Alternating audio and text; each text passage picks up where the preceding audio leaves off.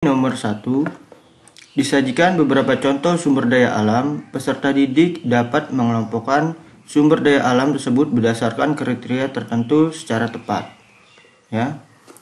Perhatikan tabel di bawah ini.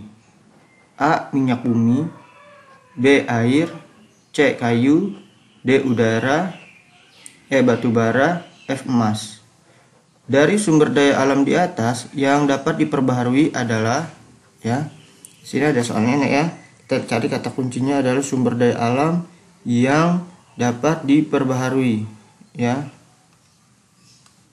Nah ini enak ya, yang dapat diperbaharui. Kita teliti satu persatu. Minyak bumi adalah sumber daya alam yang tidak dapat diperbaharui, ya nak ya. Ini kita kasih silang. Lalu air, ya, ini merupakan sumber alam yang dapat diperbaharui, ya, karena sumber daya alam tersebut keberadaannya selalu tersedia di alam dan dapat dihasilkan kembali atau bisa didaur ulang, ya. Kayu juga bisa didaur ulang, ya, tapi bisa dengan mudah, ya, tidak perlu menunggu waktu yang sangat lama.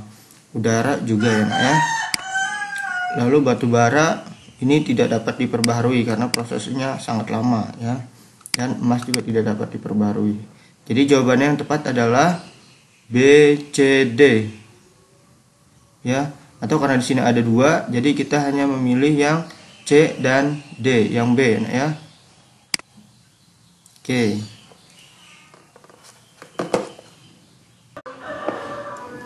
Kisi-kisi nomor 2. Disajikan deskripsi tentang sebuah wilayah pantai, dataran rendah atau dataran tinggi.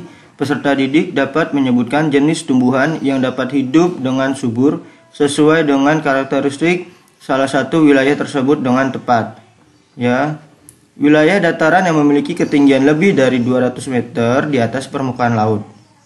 Ya, jenis tumbuhan yang cocok ditanam yang sesuai pada karakteristik di atas adalah, ya, kita lihat di sini kata kuncinya adalah tumbuhan itu hidup di atas, ya, ketinggian lebih dari 200 meter di atas permukaan laut. Ya, kita lihat jawabannya. Yang A, pohon mangga. Ini tidak mungkin, ya, pohon mangga ini adalah dataran rendah. Dataran rendah itu ketinggian di bawah 200 meter dari permukaan laut. Pohon rambutan juga bukan, pohon padi juga dataran rendah termasuknya, ya. Lalu yang tepat adalah pohon teh, ya.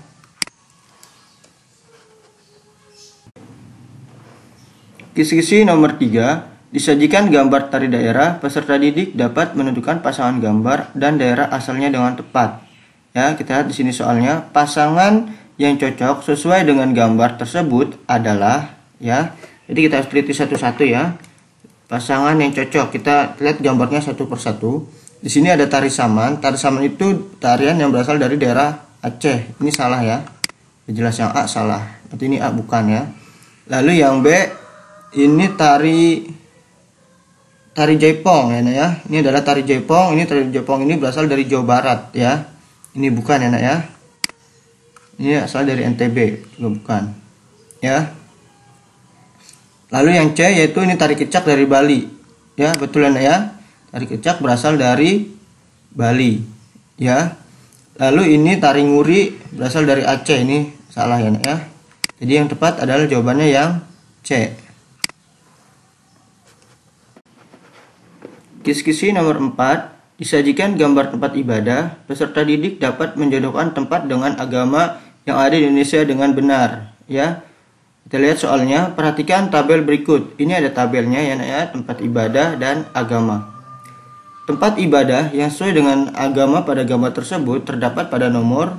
Yuk kita coba teliti bersama-sama, ya. Di sini ada yang A itu 1B dan 3C, ya. 1B ini kita lihat angka 1 itu adalah gereja, B-nya adalah Islam, ya. Jadi ini sudah jelas yang A adalah salah, ya, tidak sesuai dengan gambar, ya. Lalu yang B 2A dan 3B. 2A, 2 adalah masjid, A-nya adalah Hindu. Ini juga salah, ini, ya. Kita lihat yang 3A. 3A ini adalah gambar pura sama Hindu, ya. Ini betul lah, ya. Lalu kita lihat yang 1C-nya. 1 adalah gereja, lalu C-nya adalah Kristen. Berarti yang tepat adalah jawabannya yang C. Kita coba lihat dulu yang D. 1B ini ada 1 gereja, dan B-nya Kristen, ini juga jelas salah. Jadi jawaban yang paling tepat adalah yang C. Kisi-kisi nomor 5. Disajikan tabel daftar nama kerajaan, peserta didik dapat menjodohkan nama raja dan kerajaannya dengan tepat. Ya, di sini soalnya ada tabel, ya, di sini ada nama kerajaan, ya, kerajaan Majapahit, kerajaan Sriwijaya, kerajaan Kutai, kerajaan Mataram, ya. Rajanya yang A Mulawarman, yang B Sanjaya, yang C Hayam Wuruk, yang D Bala Putra Dewa, ya. Nama kerajaan yang sesuai raja yang tepat pada nomor, ya. Nah, ini harus kita teliti satu persatu, ya. Coba kita lihat di sini ada yang pertama opsinya yaitu 1A, 1B. 1B ini adalah Majapahit, kerajaan Majapahit dengan Sanjaya. Ini 1B jelas salah, ya, ya. Karena Majapahit ini rajanya adalah Hayam Wuruk. Ini kesini, ya. Rajanya adalah Hayam Wuruk, ya. Lalu untuk yang Sriwijaya ini rajanya adalah Bala Putra Dewa. Sini dia, ya. Jadi 2D. Lalu yang Kutai, ini Kutai adalah rajanya adalah Mulawarman, ya. Kesini dia yang tepat. Lalu kerajaan Mataram ini adalah rajanya adalah Sanjaya, ya. Kita lihat di sini 2C dan 4A. 2C-nya adalah Sriwijaya, C-nya Hayam Wuruk, ini salah, ya. Hayam Wuruk itu raja Majapahit. Lalu yang C 3B. 3B itu salah, ya. 3B itu 3 itu harusnya A, ya. Mulawarman. Yang Kutai itu harusnya Mulawarman, ini adalah Sanjaya, ini juga salah, ya. Kita nggak perlu melanjutkan yang dandannya, ya, karena di sini yang pertamanya udah salah, ya. Lalu yang D 4B, ya. 4B kerajaan Mataram, rajanya adalah Sanjaya, betul. Dan 1C. 1C kerajaan Majapahit, rajanya adalah Hayam Wuruk. Berarti yang tepat, paling tepat adalah jawabannya yang D.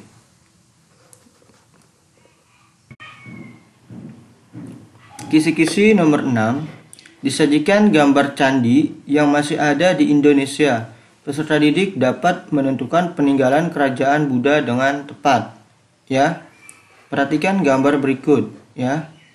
Candi tersebut merupakan peninggalan dari kerajaan bercorak, ya. Yang A adalah Islam, yang B Kristen, yang C Buddha, yang D Hindu, ya. Kita teliti satu-satu. Kalau Islam itu biasanya peninggalannya itu masjid, ya. Lalu Kristen adalah gereja. Lalu yang C, nah ini tepat, ya. Candi Borobudur ini adalah peninggalan dari agama Buddha, ya.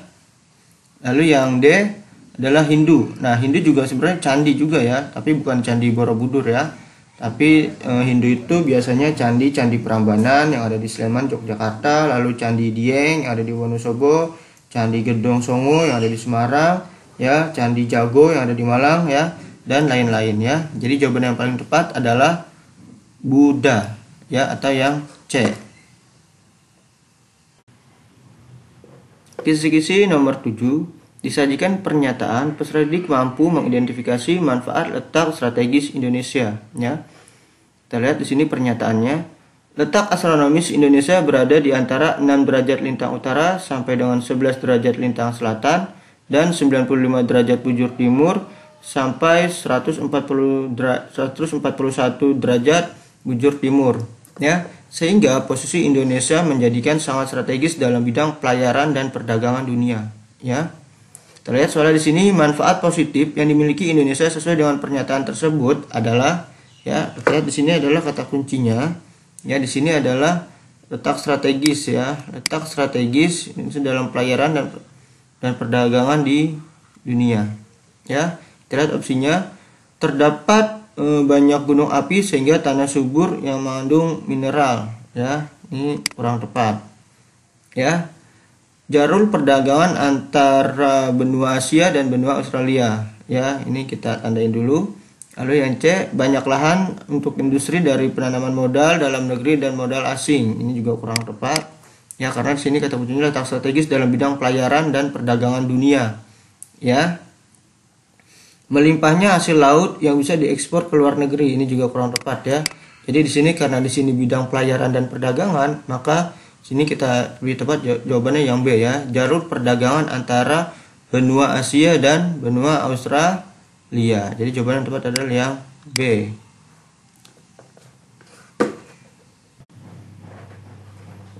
Kisi-kisi nomor 8. Disajikan gambar hewan, peserta didik dapat menentukan habitat fauna tersebut dengan benar ya.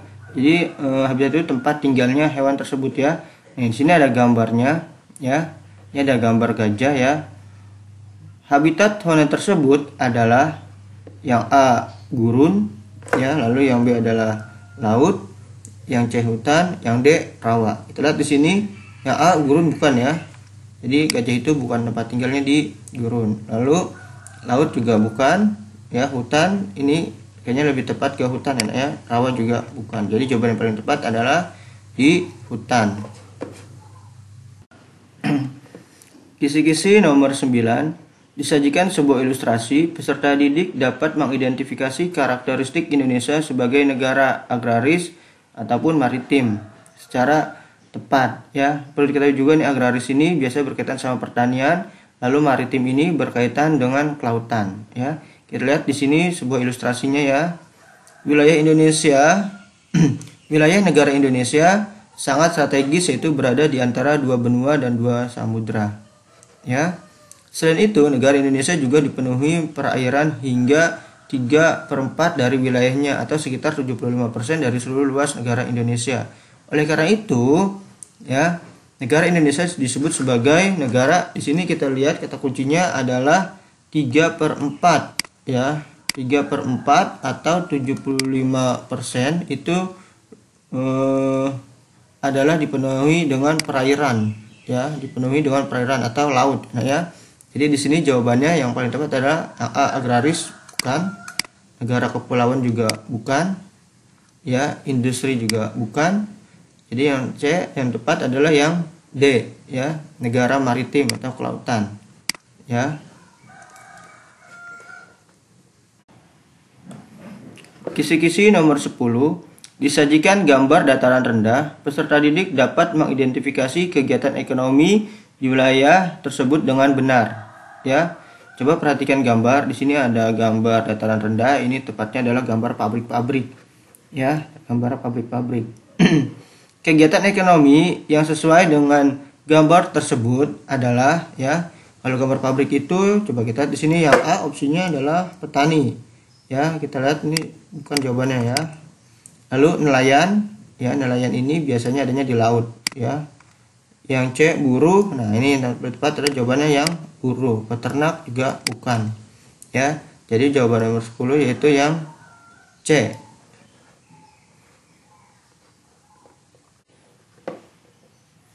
Kisi-kisi nomor 11. Disajikan gambar penebangan pohon, peserta didik dapat menentukan dampak negatif dari gambar tersebut dengan tepat ya. Di sini ada gambarnya, gambar orang sedang menebang pohon ya. Dampak negatif sesuai gambar di atas yaitu dapat mengganggu air karena A meningkatnya curah hujan. Ini udah jelas salah ya, kita titik aja ya. Yang A meningkatnya curah hujan ini kurang tepat. Lalu mengurangi kemampuan tanah menyerap air, ini kita tandai dulu ya. Lalu yang C meningkatkan jumlah uap air, ini juga salah ya, udah nggak mungkin ya. Lalu yang D mempercepat peresapan air ke dalam tanah, ini juga masih kurang tepat ya. Jadi jawabannya yang paling tepat adalah yang B ya, yaitu mengurangi kemampuan air yaitu mengurangi kemampuan tanah menyerap air ya. Selain itu juga biasa dampak penebangan pohon itu biasanya nanti akan terjadi banjir, longsor ya, dan lain-lain. Kisi-kisi nomor 12. Disajikan beberapa pernyataan, peserta didik dapat mengidentifikasi tujuan bangsa Eropa ke Indonesia dengan secara tepat ya. Jadi ada pertanyaan, ada pernyataannya, tujuan bangsa Eropa datang ke Indonesia ya. Lihat di sini ya.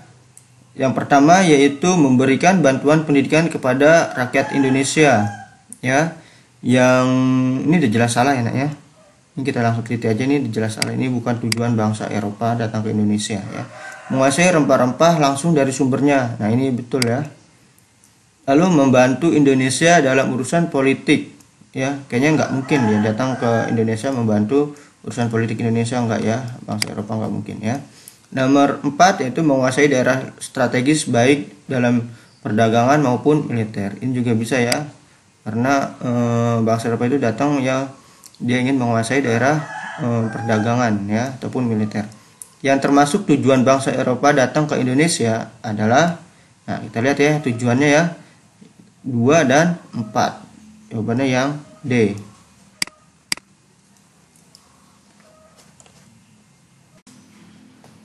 Kita lanjut ke kisi-kisi nomor 13. Disajikan gambar tokoh pahlawan, peserta didik dapat menjodohkan antara nama pahlawan dan bentuk perlawanannya dengan benar. Kita lihat di sini ada pahlawan ya, Jenderal Sudirman, Sultan Hasanuddin, dan Patimura. Bentuk perlawanannya yang A, perlawanan rakyat Maluku diawali dengan membakar perahu pos di Porto. Yang B, perang gerilya. Yang C, perang 2 hari dengan pasukan Belanda pada April 1965 di Buton. Ya, kita lihat di sini ya. Jenderal Sudirman ini bentuk perlawanannya yaitu ya perang gerilya. Ya, lalu yang kedua Sultan Hasanuddin, ini yang C ya, perang 2 hari dengan Belanda ya. Lalu Patimura di sini yang A ya. Perlawanan rakyat Maluku diawali dengan pembakaran perahu pos di Porto ya. Kita lihat di sini pahlawan yang cocok dengan bentuk perlawanannya adalah 1C dan 2C. Kita lihat 1C ini udah jelas salah ya, karena 1 ke B ini udah jelas salah. Lalu 2C ya, ini Sultan Hasanuddin dengan ya 2C betul ya. Lalu 3A ya, ini 3 ke A, ini betul ya, ini betul. Kita lihat juga yang C 3B Patimura dengan perang gerilya salah, ini jelas salah ya, jelas salah. Lalu yang D 2A ini salah ya, udah jelas ya. Sultan Hasanuddin ini bukan yang perang rakyat Maluku ya, perlawanan rakyat Maluku diawali dengan bakar perahu pos di Porto ya, ini udah jelas salah ya. Jadi yang paling tepat jawabannya adalah yang 2C dan 3A. Kisi-kisi nomor 14. Disajikan ilustrasi, peserta didik dapat menentukan organisasi pergerakan nasional beserta tokohnya. Ya. Di sini organisasi atau partai politik yang pertama di Hindia Belanda yang bersifat non-kooperatif terhadap pemerintah kolonial Belanda. Ya. Yang berdiri pada tanggal 25 Desember 1912 oleh 3 serangkai, ya. Soalnya yaitu nama organisasi dan salah satu tokohnya adalah ya. Ini kita teliti dulu di sini 3 serangkai ini ada 3 tokohnya ya. Ada 3 tokohnya, tapi yang diminta hanya salah satu tokohnya ya. Yang A adalah Taman Siswa oleh Ki Hajar Dewantara ya. Ini bukan nama organisasinya ya. Juga bukan ya. Lalu yang B Koperasi oleh Muhammad Hatta, bukan. Nah, ini yang C Indis Party oleh Cipto Mangunkusumo.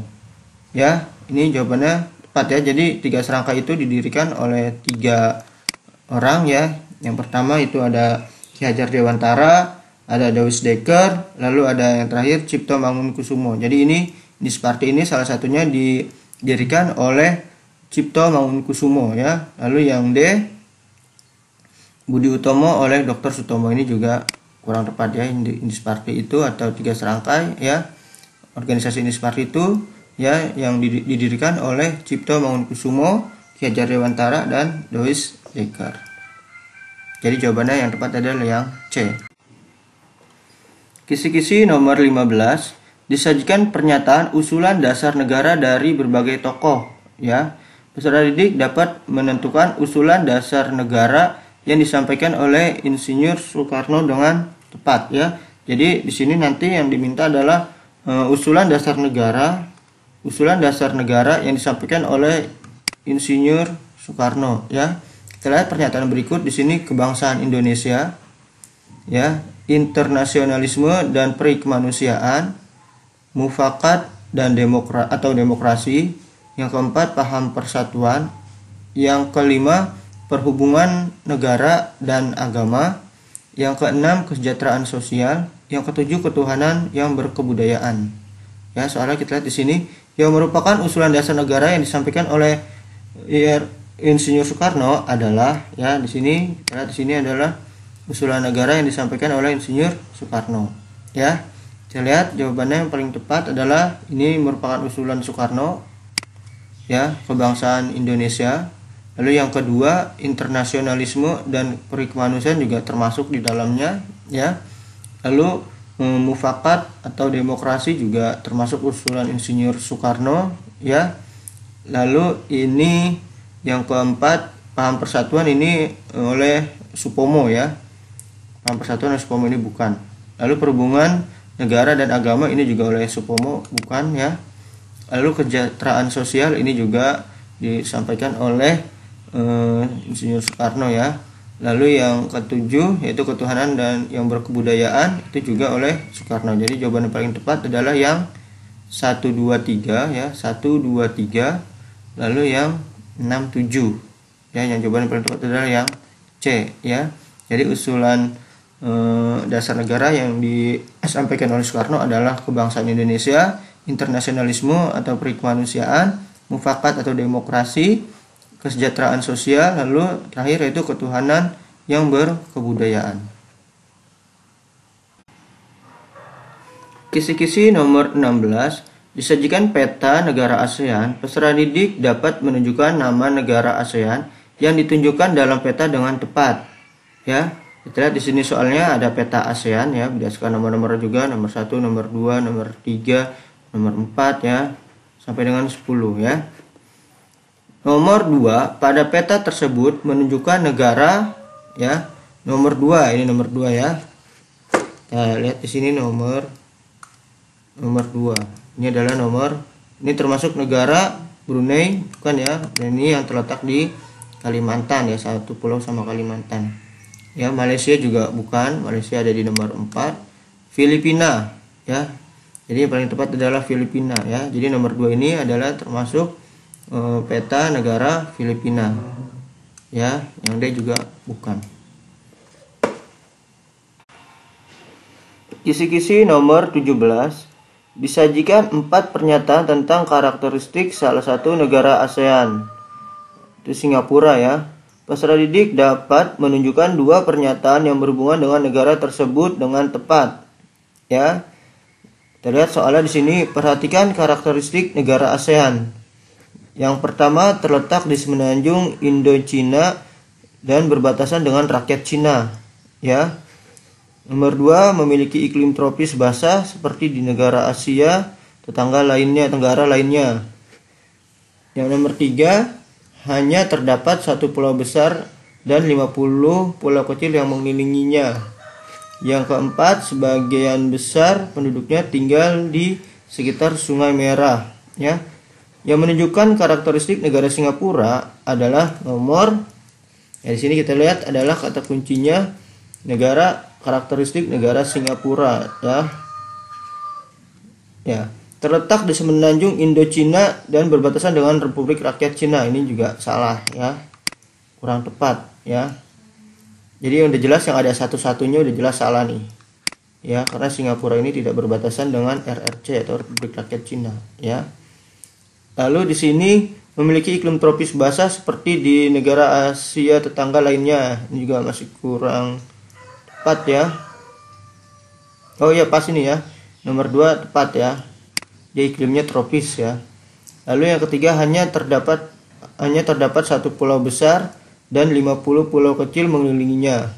Ya, betul, ya. Ya, jadi Singapura itu pulaunya dekat Malaysia, ya. Jadi pulau besar 1, lalu ada pulau kecil-kecil 50 pulau kecil lainnya mengelilingi pulau tersebut, ya. Lalu sebagian besar penduduknya tinggal di Sungai Merah. Ini juga kurang tepat, ya. Jadi yang tepat adalah 2 dan 3, ya. Jadi jawabannya adalah yang C, nomor 17.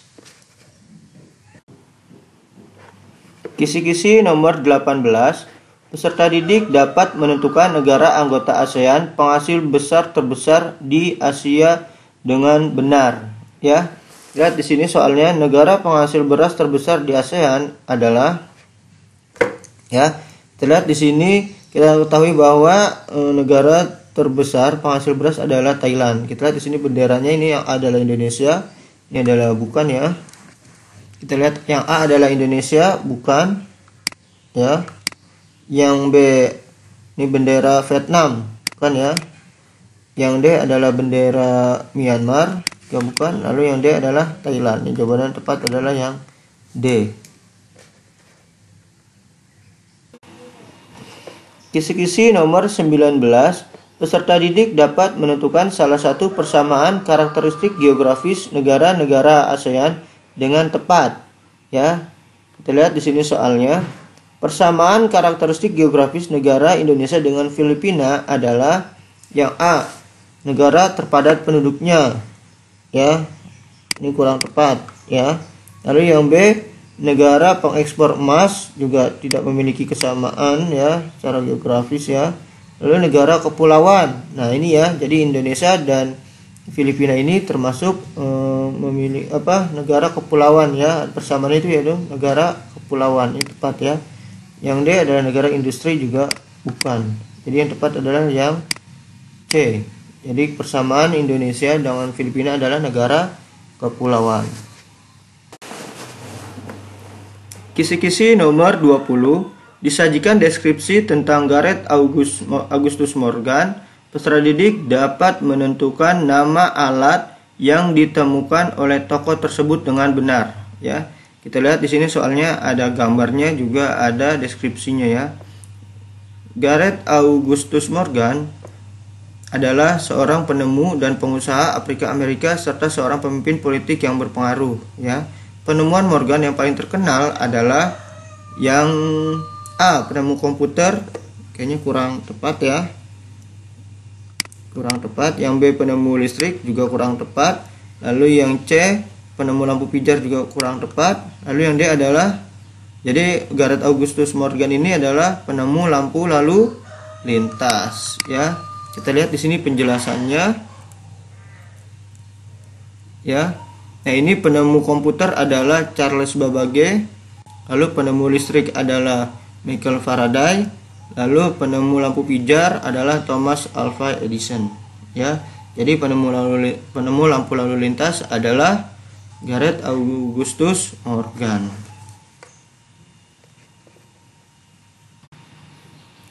Kisi-kisi nomor 21. Disajikan ilustrasi peserta didik dapat menjelaskan dampak positif penemuan alat transportasi modern pada bidang ekonomi secara tepat, ya. Jadi di sini kisi-kisinya adalah dampak positif, ya, dampak positif penemuan alat transportasi modern di bidang ekonomi, ya. Kita lihat di sini ilustrasinya. Transportasi memiliki peran yang sangat penting dalam menunjang pertumbuhan ekonomi masyarakat dan merupakan urat nadi dalam pembangunan ekonomi suatu daerah. Oleh karena itu, keberhasilan pembangunan di bidang ekonomi harus ditunjang dengan pengembangan sistem transportasi yang baik sesuai dengan kebutuhan dan perkembangan zaman. Ya, dampak positif transportasi modern di bidang ekonomi adalah, ya, di sini kata kuncinya adalah dampak positif transportasi modern di bidang ekonomi. Jadi sesuai sama kis-kisnya, ya. Yang A, dapat menunjang tempat yang jauh, menjangkau maksudnya, ya. A, dapat menjangkau tempat yang jauh, ini bukan. Yang B, memudahkan distribusi hasil produksi. Nah, ini betul, ya. Kita lihat juga yang lainnya. Tingginya angka kecelakaan lalu lintas ini bukan di bidang ekonomi. Lalu mempermudah dan mempercepat perjalanan, ini juga bukan di bidang ekonomi, ya. Jadi kata kuncinya transportasi di bidang ekonomi, ya. Jadi yang paling tepat adalah yang B, memudahkan distribusi barang hasil produksi, ya.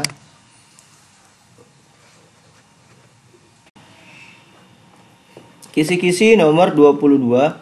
Disajikan deskripsi tentang modernisasi. Peserta didik dapat menjelaskan dampak negatif modernisasi bagi masyarakat dengan benar, ya.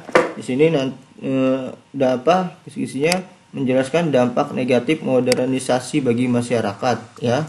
Kita lihat soalnya. penggunaan handphone sudah menjadi kebutuhan sehari-hari. Masyarakat bebas menggunakan handphone kapan saja dan di mana saja. Kebebasan berkomunikasi dengan menggunakan internet harus disikapi dengan bijaksana dan selektif.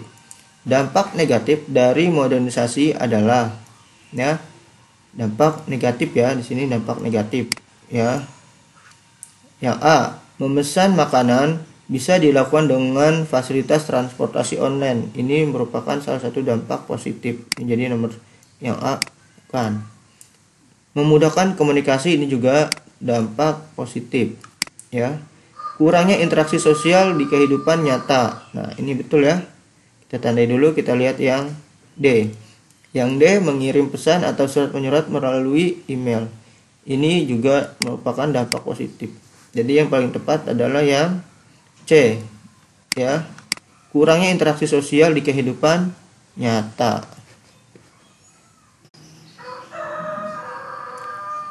Kisi-kisi nomor 23. Disajikan deskripsi tentang ASEAN. Peserta didik dapat menentukan nama tokoh dari Indonesia yang berperan dalam berdirinya ASEAN dengan tepat. Di sini kis-kisnya adalah yaitu menentukan nama tokoh dari Indonesia yang berperan dalam berdirinya ASEAN. Kita lihat di sini deskripsinya. ASEAN yaitu suatu perserikatan yang semula beranggotakan 5 negara di kawasan Asia Tenggara, yaitu Indonesia, Singapura, Filipina, Malaysia dan Thailand Saat ini anggotanya bertambah dengan Brunei Darussalam dan Myanmar, Kamboja, Vietnam dan Laos Di sini soalnya yaitu pendiri ASEAN yang berasal dari Indonesia adalah kita lihat di sini yang A adalah S. Rajaratnam. Ini merupakan asalnya dari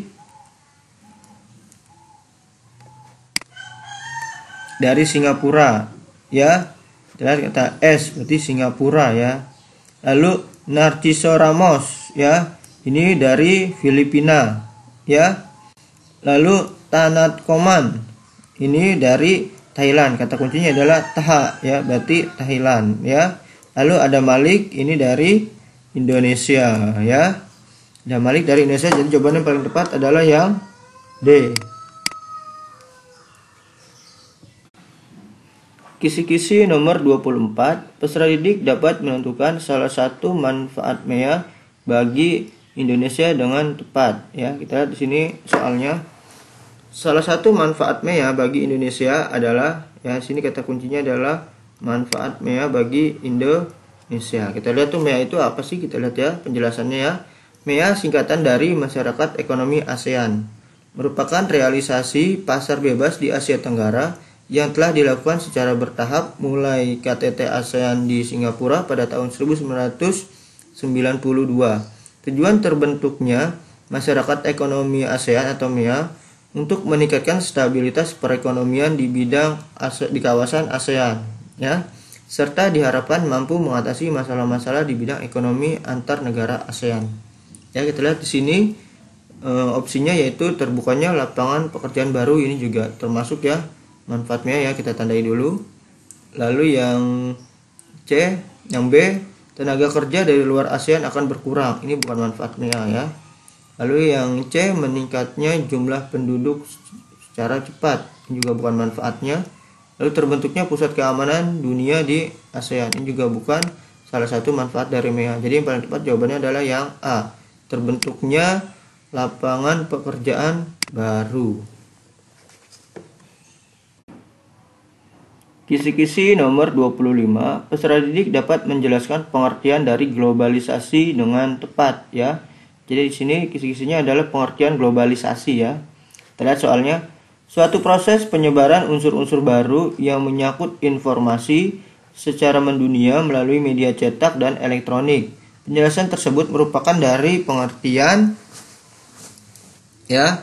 Kita lihat di sini yang A adalah perubahan sosial kurang tepat Yang D globalisasi, yang B globalisasi, yang D modernisasi Modernisasi itu cara berpikir dari tradisional ke modern Lalu kalau mobilitas sosial juga bukan ini bukan Jadi karena di sini soalnya adalah pengertian dari globalisasi, ya, maka jawabannya adalah yang B.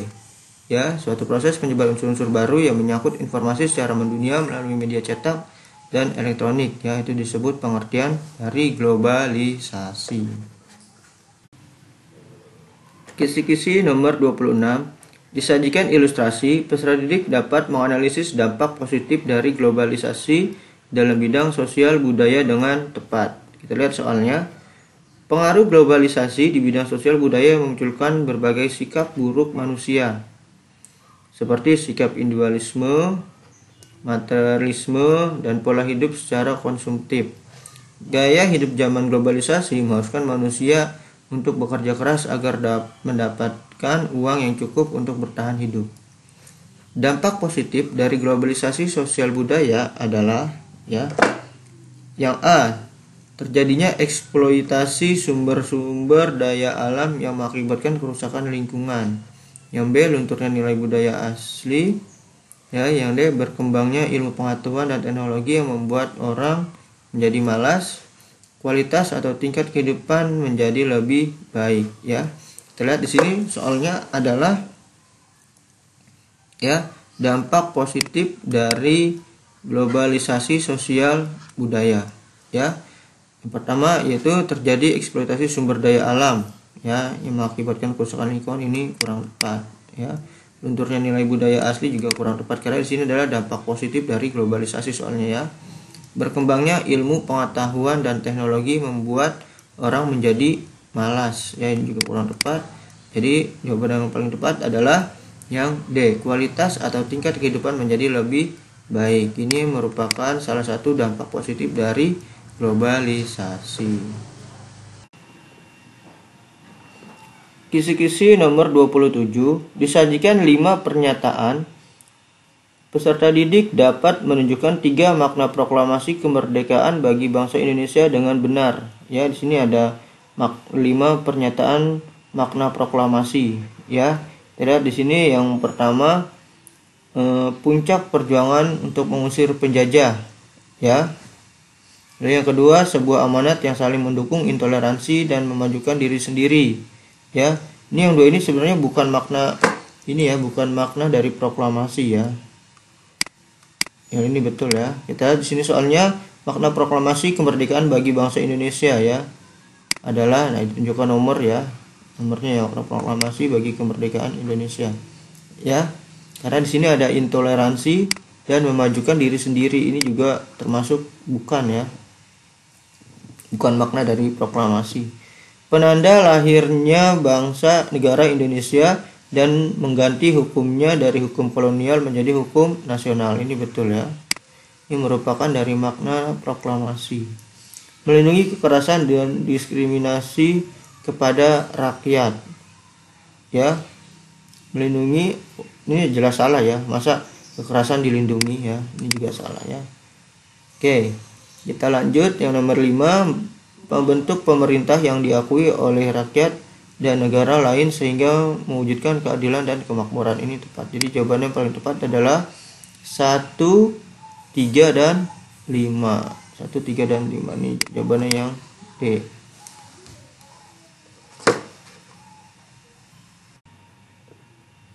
Kisi-kisi nomor 28.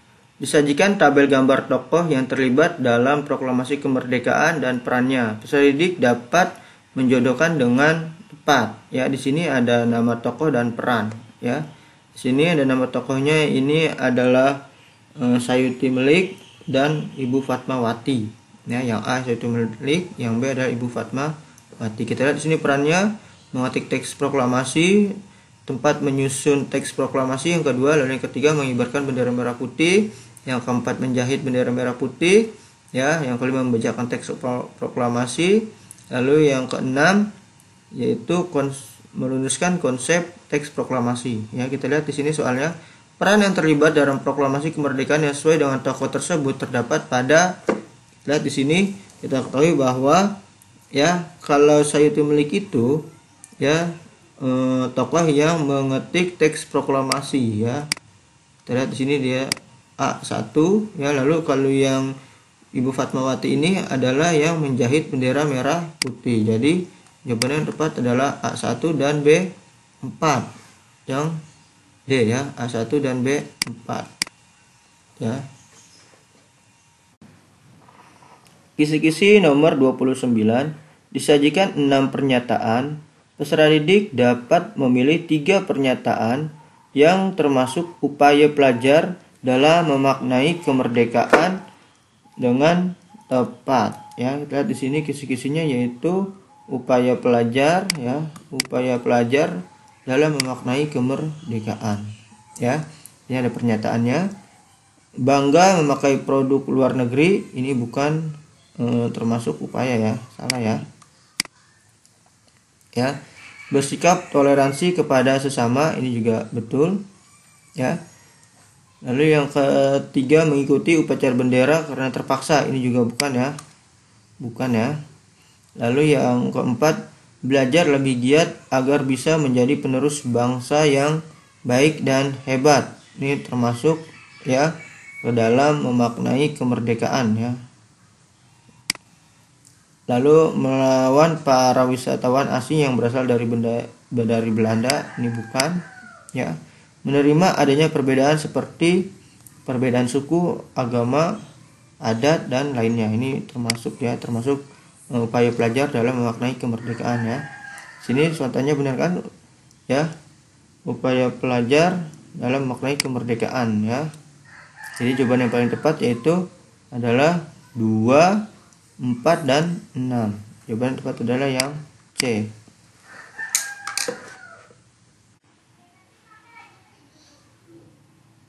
Kisi-kisi nomor 30, disajikan ilustrasi tentang upaya diplomasi bangsa Indonesia mempertahankan kemerdekaan. Peserta didik dapat menentukan faktor penentu keberhasilan diplomasi tersebut dengan benar ya. Lihat di sini ada 5 pernyataan ya. Yang pertama perundingan Linggarjati, yang kedua Palagan Ambarawa, yang ketiga konferensi inter-Indonesia, lalu yang keempat pertempuran Surabaya, lalu yang kelima ada perundingan Renville. Bentuk perjuangan diplomasi yang dilakukan Indonesia dalam upaya mempertahankan kemerdekaan adalah, kita lihat di sini adalah perundingan Linggarjati, ini udah jelas betul ya. Lalu Palagan Ambarawa, ini bukan ya, ini bukan. Jadi yang ada duanya ini udah jelas salah nih, kayak A ini udah bukan jawabannya ya, yang C juga udah bukan. Lalu konferensi inter-Indonesia, ini termasuk ya, termasuk dalam upaya mempertahankan kemerdekaan ya. Lalu pertempuran di Surabaya, ini juga bukan ya, bukan merupakan diplomasi ya, diplomasi dalam rangka mempertahankan kemerdekaan ya. Lalu yang kelima adalah perundingan Renville ya, betul ya. Jadi yang paling tepat jawabannya adalah 1, 3, 5 yang B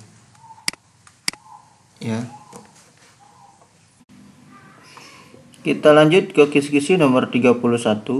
Disajikan ilustrasi tentang upacara adat suatu daerah. Peserta didik dapat menyebutkan tempat asalnya dengan tepat ya.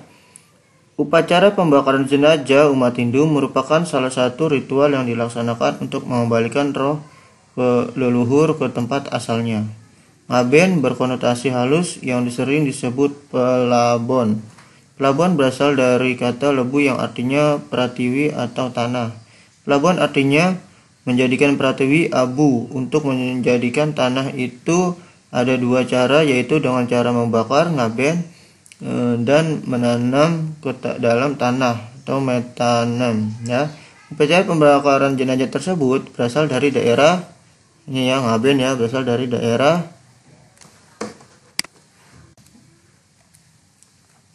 ya, dari daerah Bali ya. Kita lanjut ke nomor 32. Disajikan peta Indonesia. Peserta didik dapat mengidentifikasi letak geografis Indonesia dengan tepat ya. Kita lihat di sini ada peta Indonesia ya. Kita lihat soalnya secara geografis letak Indonesia berada di antara 2 samudra, yaitu ya, Samudra Hindia dan Samudra Pasifik ya. Kita lanjut ke nomor 33. Kisi soalnya disajikan ilustrasi. Peserta didik dapat menyebutkan bentuk penjajahan Belanda di Indonesia dengan tepat ya. Kebijakan sistem tanam paksa yang terjadi pada masa pemerintah kolonial Hindia Belanda di bawah Gubernur Jenderal Johannes van den Bosch ya tahun 1830 sampai 1833. Sistem tanam paksa ini membawa keuntungan besar di negara Belanda. Sebaliknya, bagi petani di Jawa, sistem ini membuat masyarakat menderita. Waktu dan energi masyarakat terkuras untuk mengurus tanah milik pemerintah kolonial ya. Bentuk tanam paksa pada masa penjajahan Belanda disebut ya, ini ya, sistem tanam paksa ya. Jawabannya yaitu kulturstelsel ya. Kita lanjut ke nomor 34.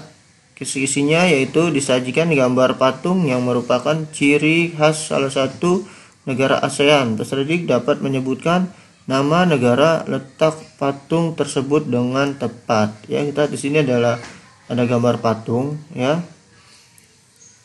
Patung tersebut merupakan ciri khas dari negara yang kita lihat di sini adalah gambar singa ya. Ini udah jelas negara Singapura ya. Kita lanjut ke nomor 35. Disajikan ilustrasi tentang pertukaran pelajar. Peserta didik dapat menentukan bidang kerjasama yang dilakukan Indonesia sebagai negara ASEAN dengan benar ya. Di sini lihat soalnya yaitu pertukaran pelajar ya. Indonesia ikut bekerja sama dengan negara-negara ASEAN, salah satunya adalah bentuk pertukaran pelajar. Peranan tersebut termasuk kerjasama ASEAN dalam bidang pendidikan ya. Jadi udah jelas ya kalau pertukaran pelajar ini ya, kisi-kisi ini adalah kerjasama di bidang pendidikan. Lanjut ke kisi-kisi nomor 36. Disajikan sebuah ilustrasi. Peserta didik dapat mengidentifikasi pengaruh peninggalan kerajaan Hindu, Buddha, dan Islam di Indonesia dengan benar ya. Kita lihat di sini soalnya, masuknya agama Hindu Buddha ke Indonesia sudah berlangsung sejak berabad-abad lalu. Tetapi pengaruh kebudayaan Hindu Buddha ini masih dapat dirasakan hingga sekarang ini oleh masyarakat. Salah satunya adanya perubahan sistem pemerintahan di Indonesia dari kesukuan menjadi monarki dengan hierarki ataupun tingkatan ya. Pengaruh kebudayaan Hindu Buddha dalam bidang pemerintahan adalah ya, di sini kata kuncinya adalah bidang pemerintahan ya. Jawaban yang tepat adalah ya, pergantian pemimpin masyarakat berdasarkan atas keturunannya. Ya, kita lanjut ke nomor 37. Ya. Kisi-kisinya disajikan ilustrasi tentang proses pengolahan suatu makanan dari awal hingga akhir ya. Peserta didik dapat menentukan proses produksi, distribusi, dan konsumsi secara tepat ya. Ini adalah proses produksi, distribusi, dan produksi secara tepat ya. Kita soal di sini perhatikan gambar, tentukan kegiatan ekonomi pada gambar tersebut. Di sini ada orang menanam padi ya.